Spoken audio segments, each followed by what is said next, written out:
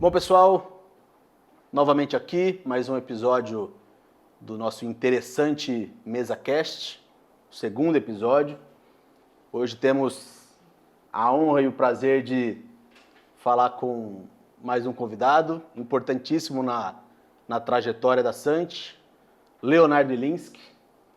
E hoje a ideia é a gente poder bater um papo sobre a sua trajetória, sobre tecnologia, tendências de mercado. Enfim, vamos trocar essa ideia. Léo, assim como eu fiz no outro episódio, não vou tentar introduzi-lo, eu vou deixar que você se apresente. Então, primeiro, obrigado por toda a parceria, por toda a trajetória junto conosco aí, que vem ajudando já há bastante tempo a gente. Para a gente é uma honra poder bater esse papo contigo e fique à vontade para se apresentar aí, falar um pouquinho da sua trajetória, enfim. Obrigado. Vamos bater esse papo hoje aí. Maravilha. Prazer e honra é meu e agradecer o convite de poder participar desse projeto da Sant. Legal.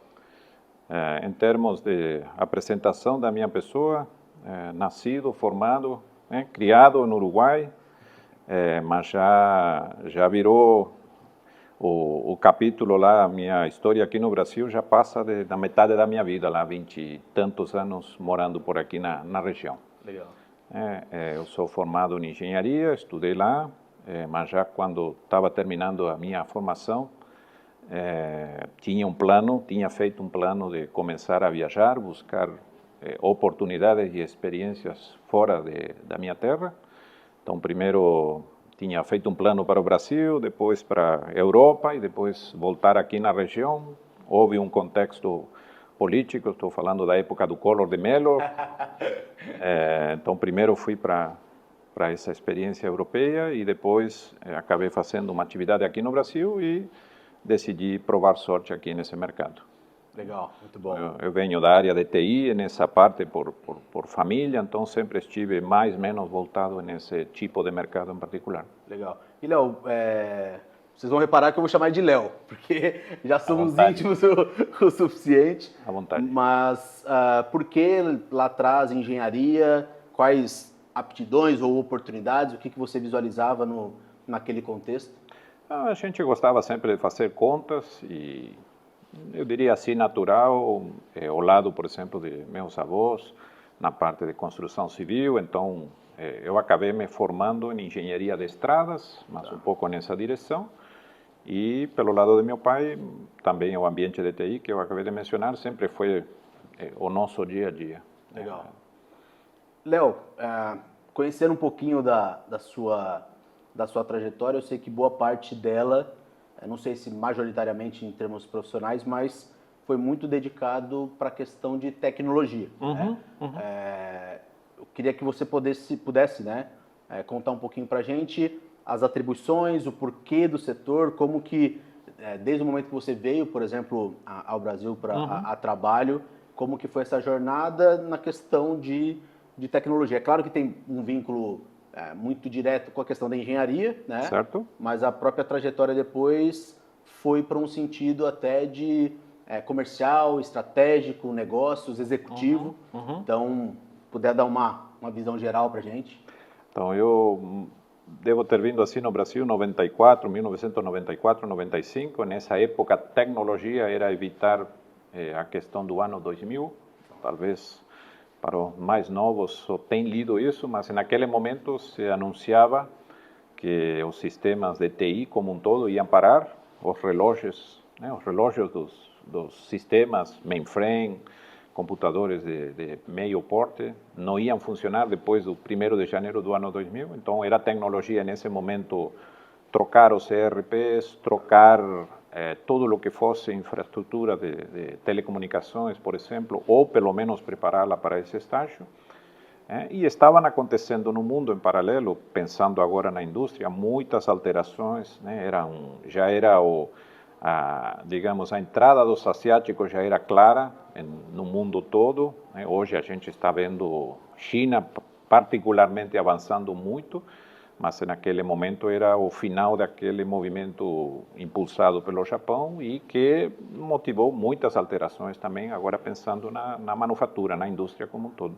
Tá. Então, um pouco naquela história de começar no Brasil, eu comecei no mercado de ERP e de tecnologia de mainframe, seriam as duas áreas onde a gente atuava, e depois coincidiu, sendo o ano 2000, de participar em um processo seletivo em uma empresa que tratava de engenharia, uma empresa que era parte naquele momento da General Motors, e a partir desse estágio, ou desse momento, comecei gradativamente a focalizar mais em manufatura discreta, em engenharia de produto, processos de manufatura nessa área, e até hoje, depois de 25 anos, então, concentrado nessa matéria em específico. Legal. E pensando, Léo, pegando essa trajetória até a nível de tendência, né?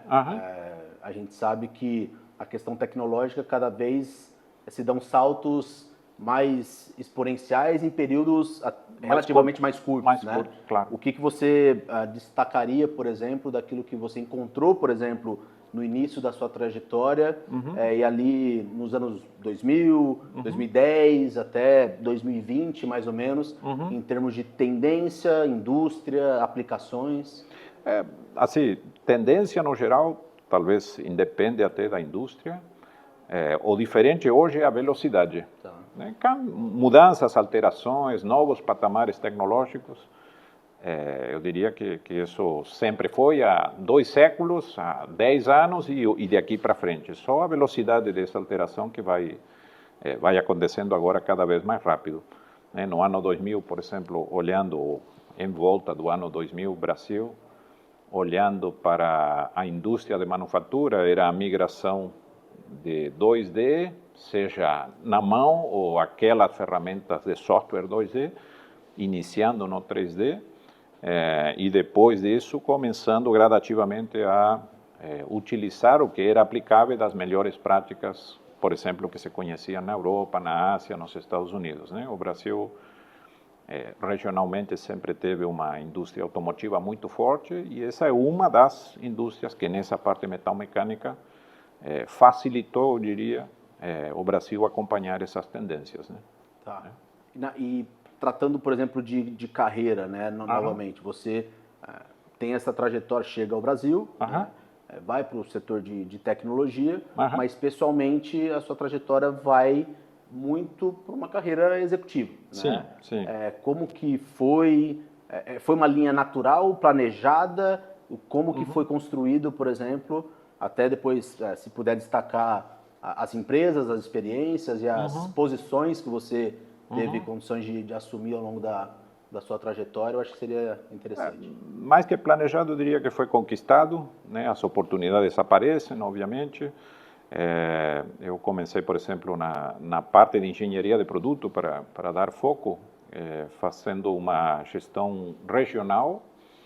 Na realidade, participei de um processo para uma vaga e ofereceram uma outra. Falaram, olha, não, essa vaga não, mas aquela acho que vai encaixar mais para você. Okay. Então, aí era uma gestão de uma unidade no Rio Grande do Sul, ou na região sul do Brasil. Depois eu acabei assumindo a diretoria em São Paulo, né? E nessa época já era, a empresa que eu estou me referindo era uma companhia da General Motors que escrevia software para engenharia, a antiga Unigraphics, depois passou a se chamar UGS e tudo isso foi adquirido lá em 2007 por um conglomerado alemão chamado Siemens. E até hoje funciona como parte dessa empresa, fornecendo tecnologia para desenvolvimento de produtos, simulação de produtos, teste de manufaturas, desenvolvimento, né, de processos de manufatura e tal, né?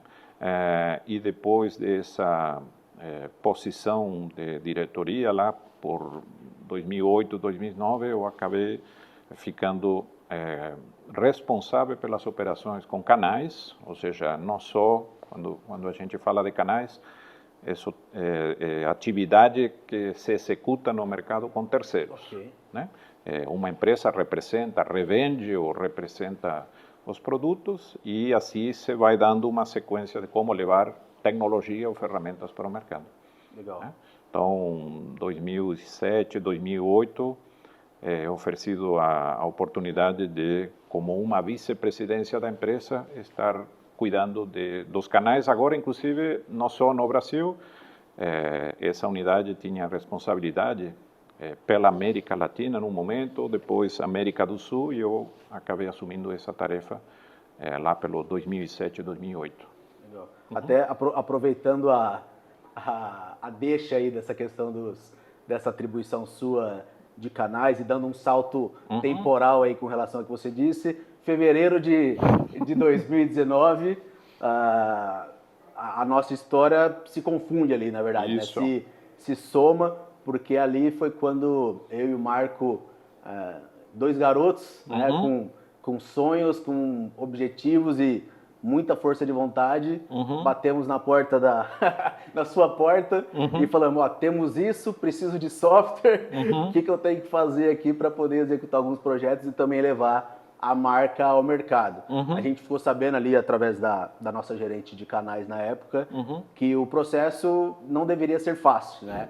Que provavelmente a gente teria umas 5 até 10 reuniões contigo para poder se tornar um canal, um representante da ferramenta na época, mas para nossa surpresa, naquele dia mesmo, né, em 2 reuniões separadas ali, a gente conseguiu sair de lá com o contrato firmado, né? Aqueles 2 meninos lá de Bauru, daqui de Bauru na verdade, saiu com aquele contrato. Eu queria hoje poder entender um pouquinho o que você visualizou lá atrás, assim, em termos de, enfim, o que levou, né, a você tomar aquela decisão, pensando na estrutura da companhia na época, na Siemens, né, que você liderava a operação de canais, mas inclusive daquilo que era as ambições, os objetivos, o plano estratégico e como que a Santi se encaixou naquela época ali dentro do que você tinha como objetivo. Perfeito. Até conectando com a primeira parte da conversa, né? Quando talvez a gente estuda, faz a formação, etc., parece que tudo é técnica, mas, enfim, a gente está falando de tecnologia, mas tem que falar de pessoas que estão por trás, né? Então, quando a gente olha, por exemplo, para 2 meninos, como você comentou, vindo de Bauru, e de qualquer região, o caráter, a atitude, a maneira de fazer as coisas prevalece muito mais que outras características, né? E foi o que motivou naquele momento nós combinarmos poder levar uma marca X para o mercado, como fazer as coisas, os detalhes outros, vem depois.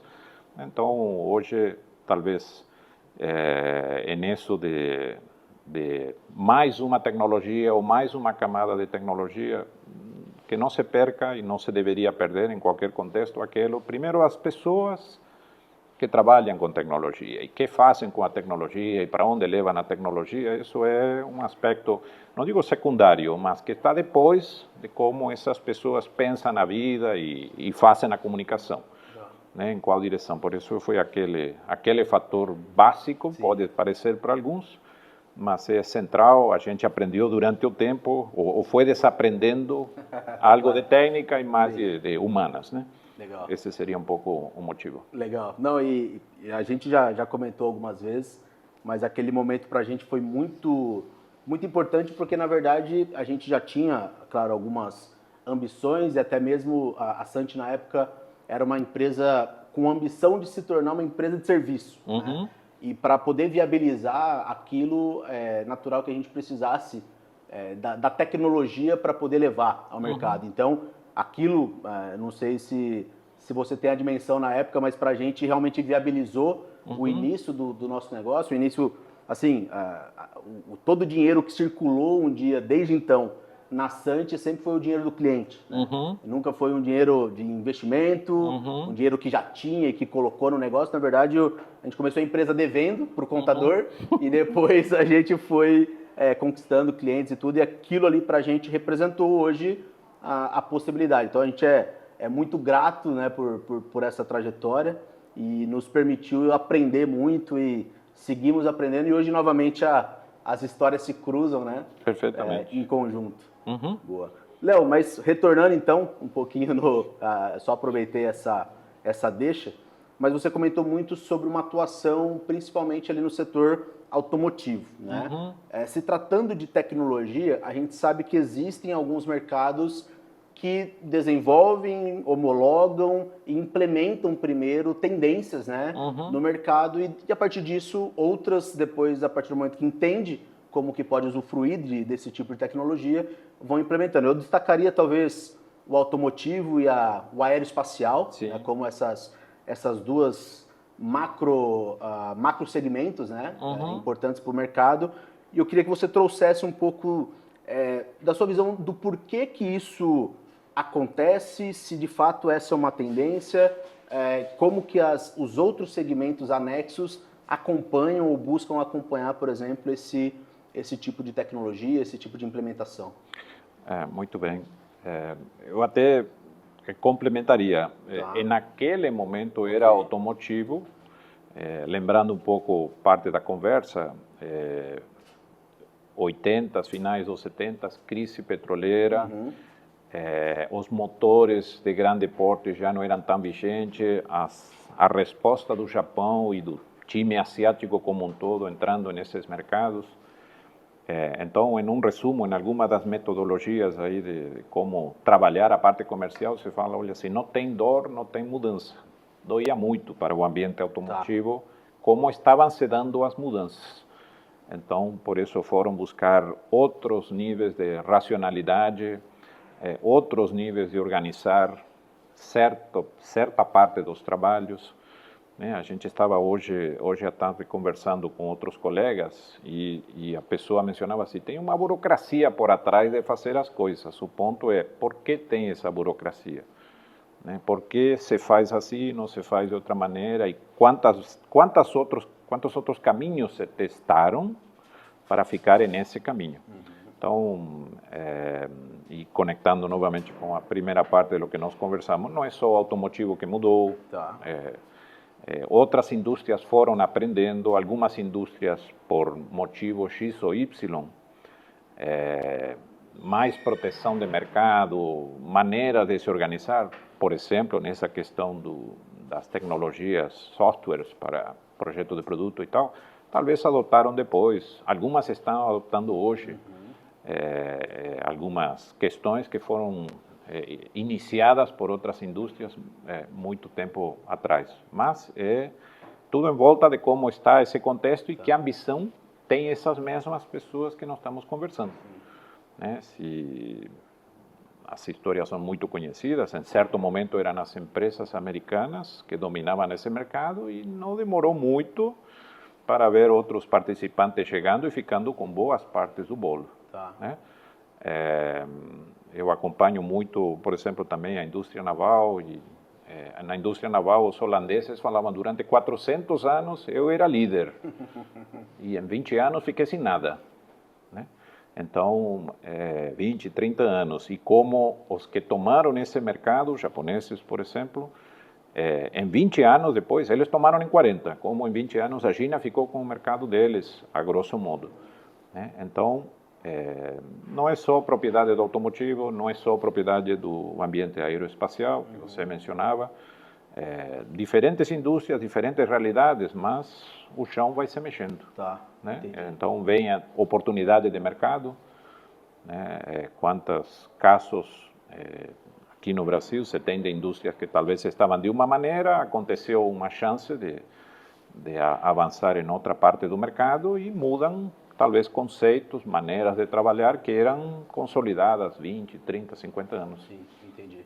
Um ponto, Léo, que até queria um pouco que compartilhasse da sua experiência, mas a gente levando hoje tecnologia, né, com foco, por exemplo, na questão dos protótipos virtuais, da simulação de produto e de processo, o que a gente acaba percebendo que muito do que se adota acaba, por exemplo, você pega automotivo, aeroespacial, muitas vezes são contratos até globais, né, que se disputam ao redor do mundo e pouco se movimenta no sentido local, regional Brasil, por exemplo, mas se tem um espaço muito grande para poder levar esse tipo de tecnologia, mas o nível de maturidade é muito diferente dessas indústrias. Eu queria poder entender, assim, na sua posição como executivo, por exemplo, numa empresa multinacional, como que você traçava essa questão do plano estratégico, né? O go-to-market ali, por exemplo, da companhia, no sentido de, por exemplo, capilaridade através de canais, grandes contratos, pequenos contratos, como que se organiza uma empresa de tecnologia para poder atender aos grandes contratos, por exemplo, globais, mas também entender a maturidade regional e como agir diante disso, né? E somando a pergunta nesse mesmo sentido, depois, inclusive, comentar assim, Brasil versus Estados Unidos versus Europa, nesse contexto como um todo. Perfeito. Então, até me pareceu que você utilizou o termo correto. Contratos mundiais, muitas vezes atendidos, não inventar a pólvora onde não tem que se inventar. Realidade local nas suas medidas, que nós falamos. Por exemplo, para não citar nomes, mas no conceito, alguns mercados no Brasil estão protegidos por algo externo que não seja técnico, vai se comportar diferente de um mercado que está exposto a ser atacado de qualquer lado, vamos falar. Uma empresa brasileira, fornecedora do setor automotivo, ela faz um bom trabalho local, mas às vezes não é suficiente para entrar nesse conglomerado. Então, necessariamente, tem que buscar ou ser maior, regionalmente, internacionalmente, ou não joga esse jogo. Né? Do ponto de vista de fornecedores, de quem entrega tecnologia ou um tipo específico de tecnologia, como ler essas características, fazer a leitura. O outro termo correto, a capilaridade, seria, se funcionasse em termos de software, pelo menos, e tecnologias em volta do software, se funcionasse a comercialização pela web, todo esse outro mercado que estamos descrevendo, de pessoas, não existiria. Tem gente que faz melhor as webs, vamos falar. Né? Mas, talvez o ponto onde eu quero chegar depende de pessoas novamente. A diferença, e aquilo de Brasil ou América do Sul, comparativamente com a Ásia, comparativamente com os americanos ou Europa, está muito na formação e na leitura que se faz, que as pessoas fazem para captar esse conhecimento e utilizá-lo. Isso é diferente em cada país. A caixa de software, você deve ter ouvido mais de uma vez essa expressão, a caixa de software é a mesma que está na Alemanha, custa o mesmo, relativamente falando, algum imposto a mais, algum imposto a menos, custa o mesmo em número absoluto. Em dominar e tirar proveito dessa caixa, não é a mesma situação de região para região. Né? Então, isso faz a buscar uma visão mais integrada, e cada região se mexe diferente. É visível, não é surpresa para quem acompanha esse mercado.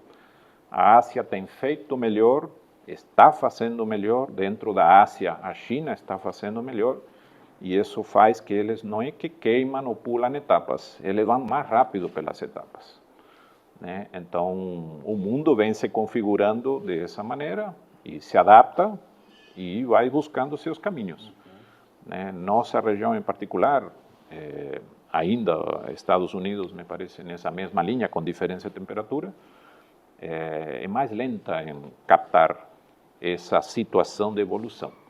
Né? Os números, em termos, por exemplo, do mercado de simulação, do mercado de qualquer software para engenharia, os números mais agressivos, hoje, os últimos 5 anos, estão na Ásia, crescimento. O crescimento deles é de 2 dígitos, não fraquinhos, dois dígitos bem robustos. Os outros mercados, 8%, 6%. Todo ano, claro, todo ano você deixa uma fatia, pode ser muito pequena, às vezes um pouquinho mais considerável, mas você percebe que naquela região não necessariamente se cria a tecnologia, mas se consome de maneira mais efetiva, mais rápido. E isso faz muita diferença. Às vezes, você não tem por que ser o primeiro perfeito, mas às vezes, sendo o primeiro razoável, já tirou uma grande vantagem. Eu assim, aproveitando essa deixa, a gente vê pouco o oposto quando a gente conversa sobre Brasil e ainda mais sobre Brasil interior. Né? Isso. Então, a gente pega talvez os grandes centros ainda dominados, por exemplo, pelas indústrias tradicionais, vamos dizer. Certo. Né? Pega São José, Campinas, São Paulo, ABC ali, são as indústrias que a gente comentou até o momento, mas quando a gente vem para dentro do próprio estado de São Paulo, que talvez seja o motor econômico assim, industrial do Brasil, a gente ainda vê a resistência na adoção. O que você vê, Léo, assim, como... Talvez não seja uma resposta de um único fator, provavelmente não seja de fato. Mas o que você vê como... O que corrobora para essa velocidade mais baixa nesse sentido? A forma da concepção da indústria?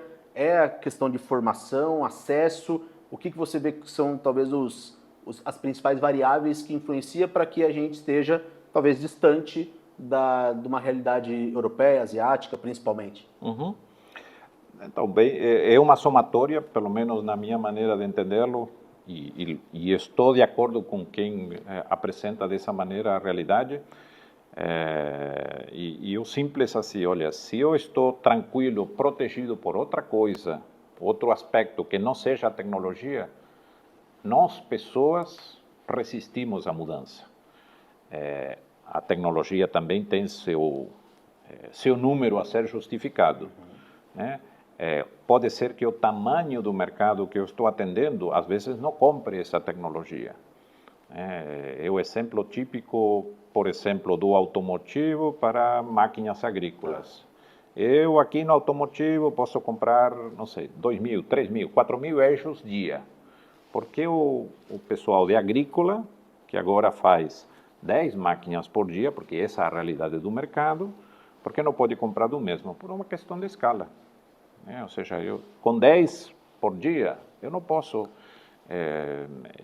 muito macro estou falando, eu não tenho poder de compra para ir a buscar esse fornecedor. Vou ter que ir a trabalhar com outro fornecedor, com outro especialista, se fosse de eixo, o exemplo que a gente vem tratando.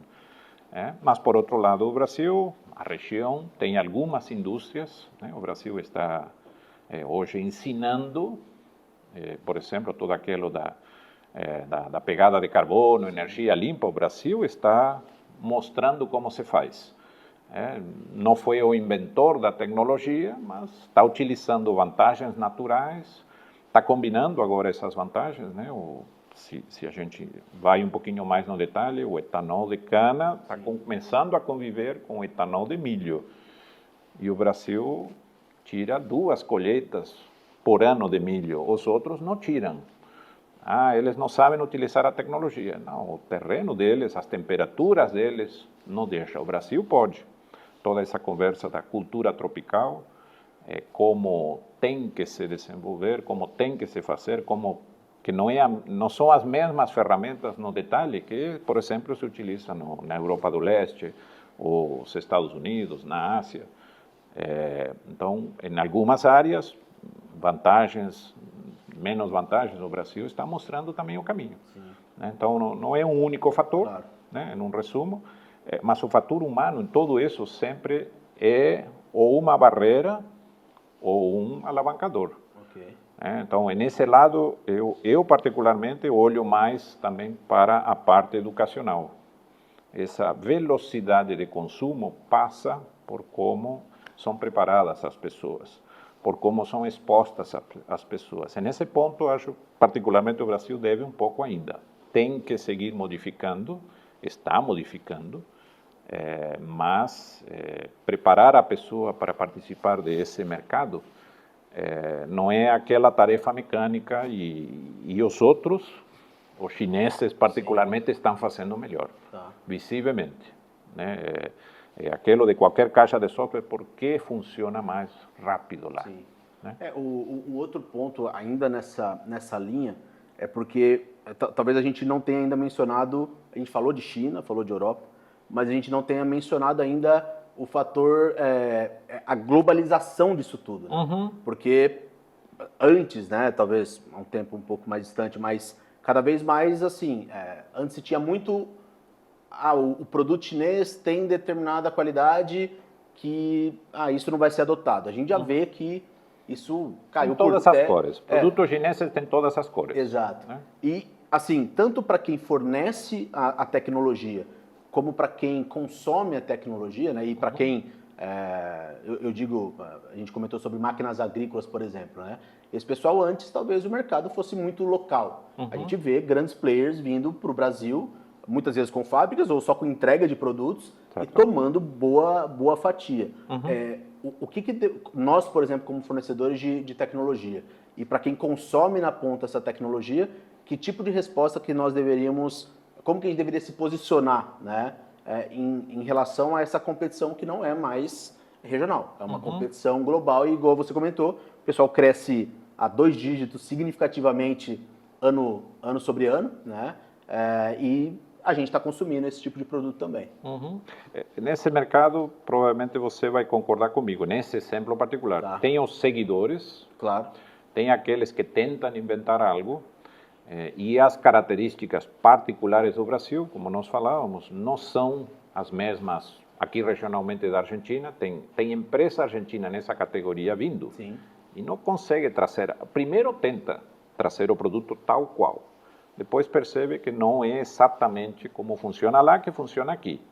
Talvez não tenha como adaptá-lo ou não tenha o braço, a capacidade financeira de como fazê-lo. Mas tem uma outra camada de empresas, às vezes muito pequenas, e isso a globalização e todo o digital favorece, porque então, novamente, você tem acesso a poder utilizar, consumir o mesmo nível de ferramenta que eles utilizam cada um no seu território, mas o lado humano, como está se orientando esse trabalho, como se pensa esse trabalho, isso não vem na caixa de software. Tá. Né? Isso não tem inteligência artificial que vai resolver. Né? Então, é uma combinação humana com ferramentas. Como estão preparadas as pessoas, que era o que estava comentando antes, ali tem certa diferença e ainda alguma vantagem se concede para os externos. Né? Não é diferente da realidade dos consagrados, por exemplo, europeus, consagrados americanos, que também sofrem, vamos falar, ou participam desse movimento cada vez muito mais rápido. Né? Então, por isso até grandes conglomerados com 100 anos de história, de repente, não digo que desaparecem, mas ficam marginados ou perdem essa vigência em 5 anos, 10 anos, 20 anos. E em todo ou em cada um dos ambientes que a gente está conversando tem exemplos dos bons e tem exemplos dos outros. Sim. Né? Então, por isso eu diria ainda o lado humano, o lado como se põe a funcionar e quais ideias prevalece perante tudo isso. E tem condições naturais. Eu concordo muito com aqueles que estão defendendo em conceito amplo a agricultura, se a gente focalizar nas máquinas agrícolas e a agricultura tropical não é a mesma que a agricultura europeia. Se consome mais disso, se consome mais do outro. É a realidade que se precisa aqui. Não tem outros que façam 3 colheitas por ano. E com essa conversa já terminou muito de lo que se queira tentar pôr na mesa de diferente. Né? Por isso tem o local, com as pessoas locais e o contexto, por exemplo, de ferramentas que a gente está conversando, ferramentas internacionais. Né? Ok. O outro ponto, Léo, ainda trazendo talvez algo mais atual, né? A gente está falando de tecnologia, entendo que de tempos em tempos foram se dando os seus saltos e as suas justificativas em cada momento da história. Né? Hoje, 2024, a gente tem falado muito sobre inteligência artificial, sobre digitalização de produtos, de processos, machine learning e tudo mais. Qual o paralelo, talvez, que você traça, por exemplo, com anos 2000, no sentido do que isso influencia e o porquê se justifica, por exemplo, para diferentes tamanhos e aplicações da indústria? Assim, talvez o que mencionamos no começo. Primeiro, a velocidade dessa entrada de novas opções. Aquilo da aldeia global, o que apareceu a semana passada, não sei, em qualquer país da Europa, está aqui no Brasil em uma semana seguinte, não tem que seguir um protocolo, né? Caminha na velocidade do pensamento, e algumas dessas tecnologias, ferramentas, podem fazer sentido ou não. A gente conversa muito, ouve muito, por exemplo, de inteligência artificial. Ainda não mostrou muito a que veio fazer, recém se está propondo a ideia. Pode ter acontecido muita coisa, mas para o potencial e depois a aplicação, recém está começando. O que vai acontecer? Acho que ninguém consegue dizer com critério rigoroso o que poderá acontecer. Outras tecnologias, novamente, por questões de escala, por questões de detalhes específicos, mais aplicáveis, menos aplicáveis. Algumas tecnologias não digo se nasceram aqui, mas se adaptam e se tira mais proveito, né? E vai evolucionando dessa maneira o dia a dia de trabalho de todos nós, né? Sim, e eu entendo também, Léo, que um ponto talvez a se destacar aí, até para poder perguntar, é o próprio modelo de adoção, por exemplo, tanto de software já vem numa tendência muito clara de como se consome cada vez mais o software, mas inclusive os próprios produtos, né? Eu acho que a gente foi educado ao longo da história em cada vez mais adquirir, por exemplo, produtos, comprar um carro, comprar um celular, comprar qualquer dispositivo e etc., até mesmo software, mas cada vez mais a forma de consumir esses produtos e tecnologias tem se mudado.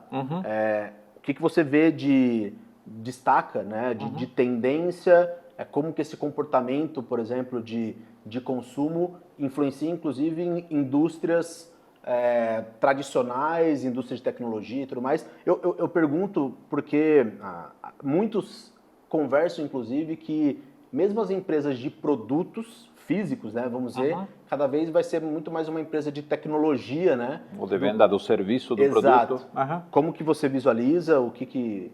Acho que tem espaço para todos. As empresas de software, em particular, elas têm ido, não todas, mas cada vez mais ao serviço do software, por questões de conseguir ter faturamento mais regular, recorrente. Para aquele que participou em alguma dessas empresas, ou seja, é muito alto, muito forte para estar vigente.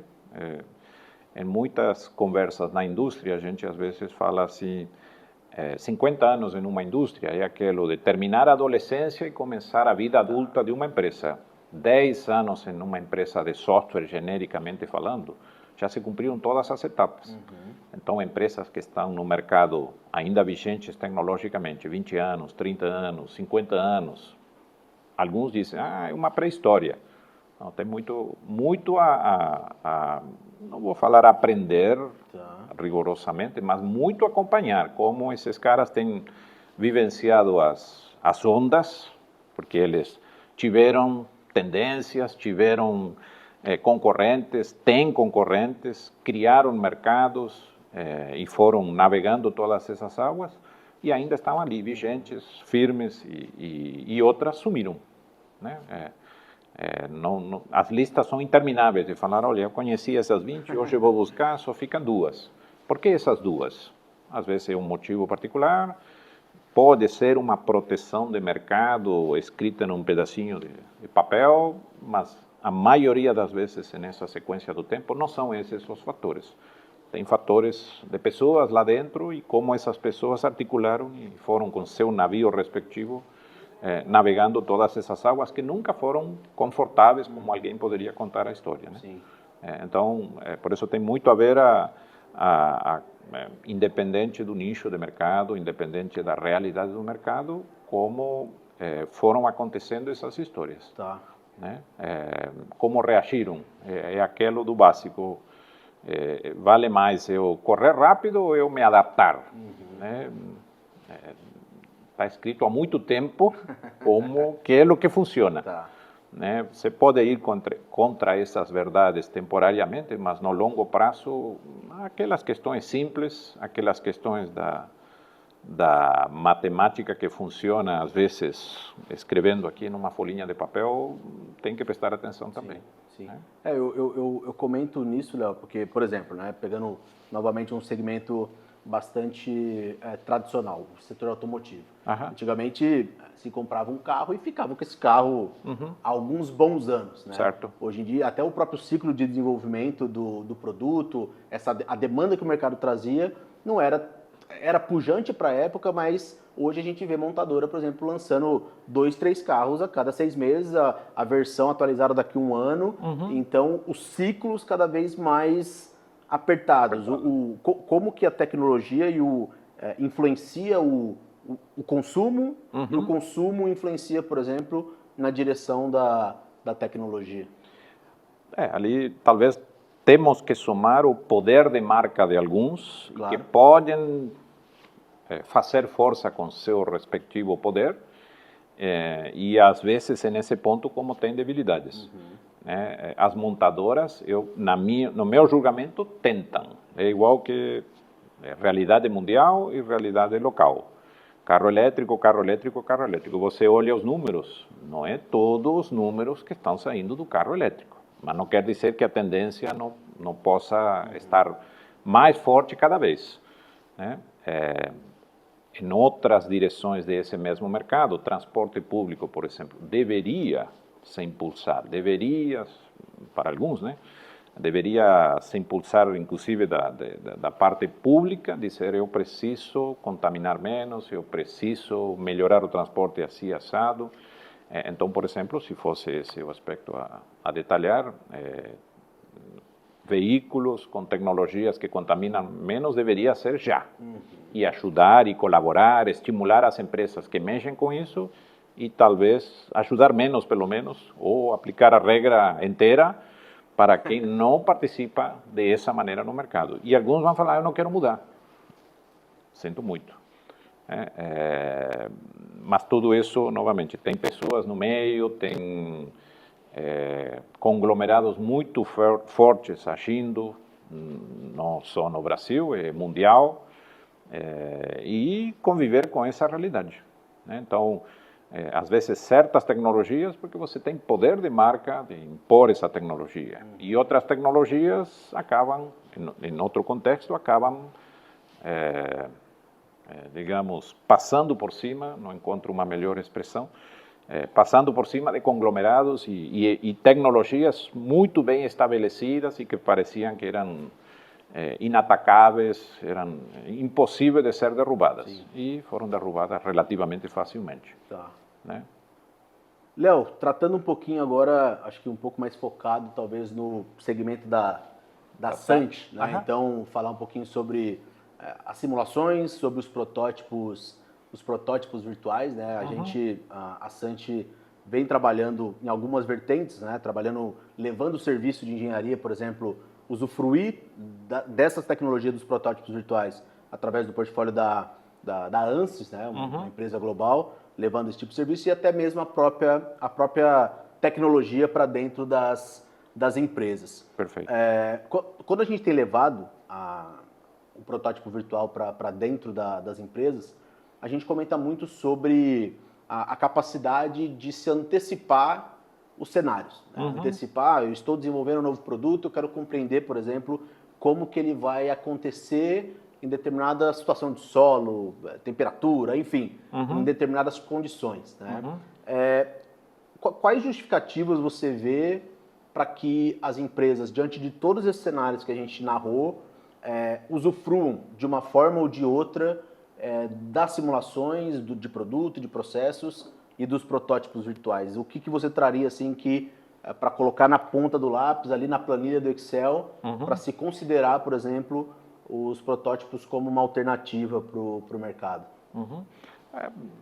O que nós relatamos, talvez em outra parte aqui da conversa, cada empresa no seu contexto. Claro. Né? Eu, pelo menos, é difícil achar quem está isolado na atividade toda. Então, algumas empresas são mais provocadas, sofrem mais, por exemplo, pressão para encurtar tempos. As tecnologias de protótipos virtuais, e em específico do ANSYS, ajuda muito nisso.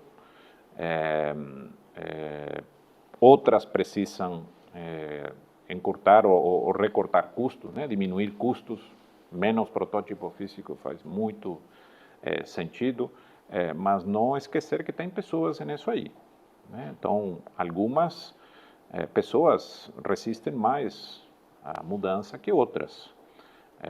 Aquilo que não conhecemos, tendemos a deixá-lo um pouquinho mais distante, né? Um pouquinho mais separado.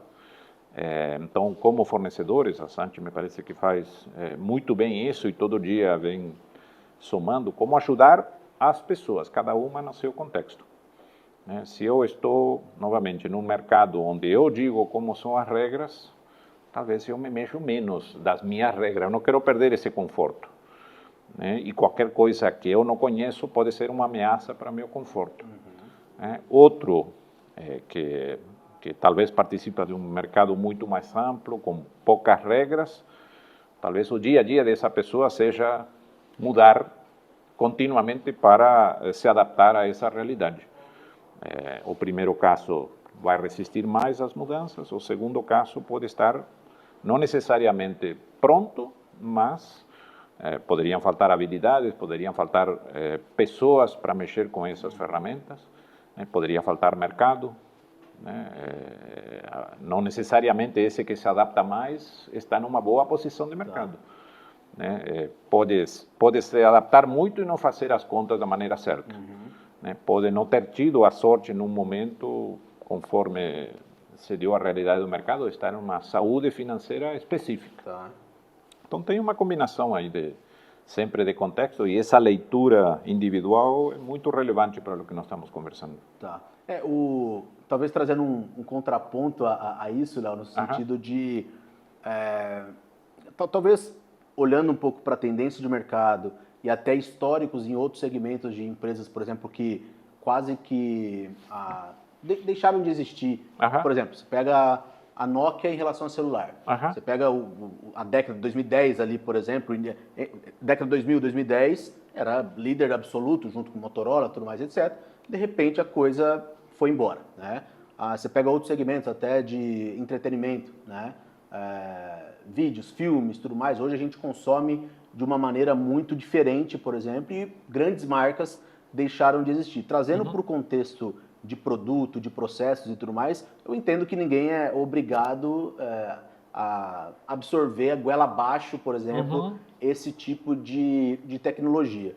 Mas o ponto que eu traria aqui é assim, em relação à simulação e os protótipos. Pensando que os mercados principais são de produtos e de processos, e analisando que cada vez assim, a demanda cada vez maior, por tempos menores, por maiores qualidades, melhores designs e prazos, né, cada vez mais curtos, preços cada vez mais competitivos. Você vê uma possibilidade, e eu não vou nem dizer só de simulação, mas das empresas de fato sobreviverem nos próximos 5, 10 anos sem de fato mergulhar na questão da tecnologia, da digitalização, da inteligência artificial? Você de fato vê chance disso acontecer ou é inevitável esse movimento? A minha opinião é assim, sempre a empresa sempre vai ser soberana para poder tomar esse tipo de decisão. Para mim é mais uma questão de quando do que se a empresa vai adotar. Não sei se você tem uma opinião... Concordamos. Ou seja, soberana eu digo que eu tenho que... O mercado tem que ser meu, senão eu não sou soberano. Né? O resto, quando... às vezes, algumas escalas não conseguem todas as tecnologias. Então, por isso é uma combinação quase individualizada, mas eu vou nessa linha que você está... endosso essa linha que você está trazendo. As melhores práticas, se o maior... Nós estamos falando, por exemplo, ou comparando continuamente com a China.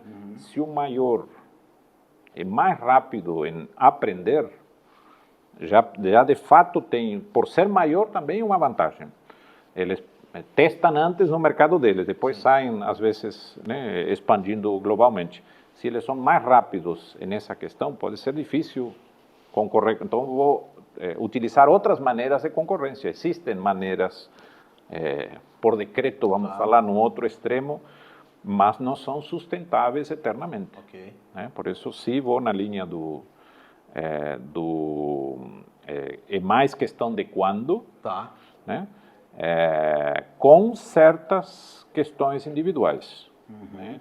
Novamente, tem volumes, tem situações de mercado particular, eu estou nesse ponto, como enxergo esse outro. Claro. Olha, eu vou na linha reta, eu vou com uma linha que não é reta, sim, vou subindo, vou descendo, é de noite, é de dia, tem, como esses dias, né? Tem fumaça aí no caminho, preciso atravessar.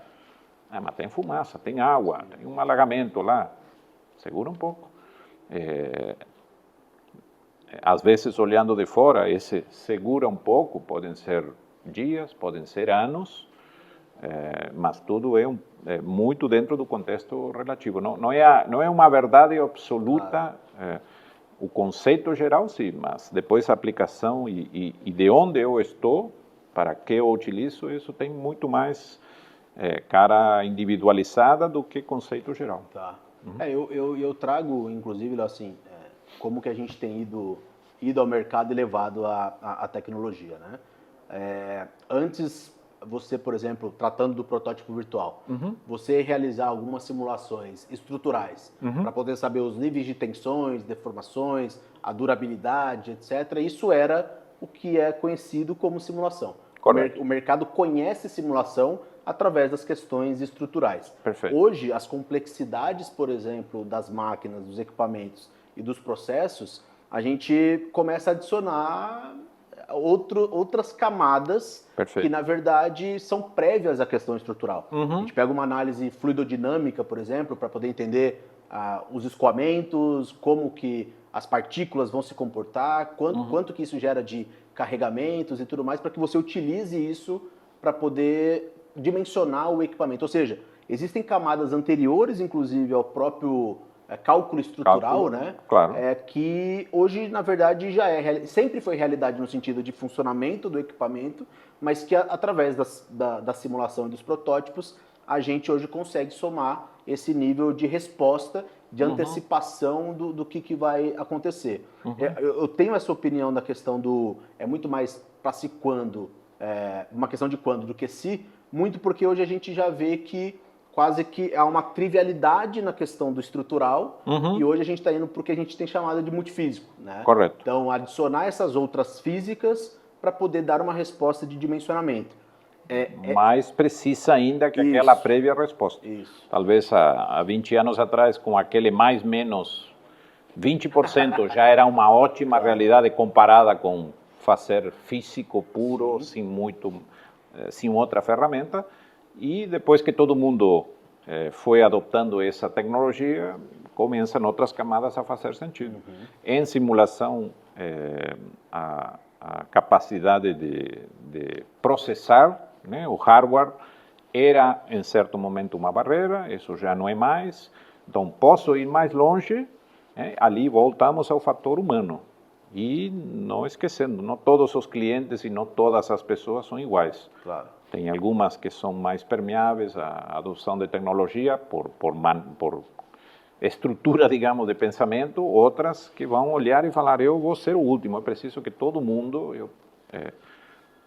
sou um pouquinho mais distante da novidade, então eu vou esperar, e isso já está estudado há muitos anos, existe uma curva para trabalhar isso, ou que mostra essa sequência, então cada um na sua relativa categoria.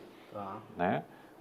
Mas somando todo o que a gente está conversando aqui, ou seja, eu vou estar de acordo sim contigo, é um fator de quando, né, com certas cores. Personalizações, claro, ali. Né, principalmente onde eu estou como cliente, com que eu posso trabalhar, que ambição que eu tenho. Né, a mesma empresa, se eu estou pensando que venha a segunda, terceira, quinta geração, ou eu não estou pensando nisso, estou pensando que o melhor comercializar, vender a empresa. Né? Hoje se vê tudo isso muito mais rápido que talvez 20, 30, 50 anos atrás. Faz que as minhas decisões são muito diferentes. Claro. Se eu quero preparar a empresa para a segunda, terceira geração, eu não vou pensar igual, não estou pensando igual estruturalmente, não em cálculo e sim em estrutura de trabalho, do que falar, olha, estou buscando que a empresa A ou B ou C, grande, pequeno, estrangeiro ou não estrangeiro, fique com ela, Tá. né, por um preço justo. Né? Não tem nada a ver o contexto. A empresa é a mesma, mas dentro da empresa as pessoas não pensam igual nesse extremo. E entre esses dois extremos podem ser outros. Quantas cores tem? Tá. Né? Por isso é muitas vezes individualizado. Não estamos falando de tecnologias que se compram, Sim. tem que se vender. O fornecedor tem que ajudar a consumir. Claro. Esse outro lado que eu entendo a Sanchi vai caminhando muito bem em como fazer essa comunicação com o mercado. Né? Legal, legal. Talvez, Léo, para a gente ir caminhando aí para o encerramento da conversa, mas nessa trajetória que a gente tem percorrido aí com relação à simulação, os protótipos virtuais, muitas vezes a gente tenta criar paralelos para os clientes, comparativos para que ele possa entender o momento que estamos, né, em relação à questão da simulação e dos protótipos. A gente sempre traça um paralelo ao passado e você tem uma experiência muito grande em relação a esse mercado em específico, que foi a transição da prancheta, né, do desenho no nanquim ali, no papel vegetal, para o CAD, né, de você conseguir projetar isso via computador, né, via uma tecnologia em que você consegue adaptar e responder de uma maneira muito mais rápida a isso.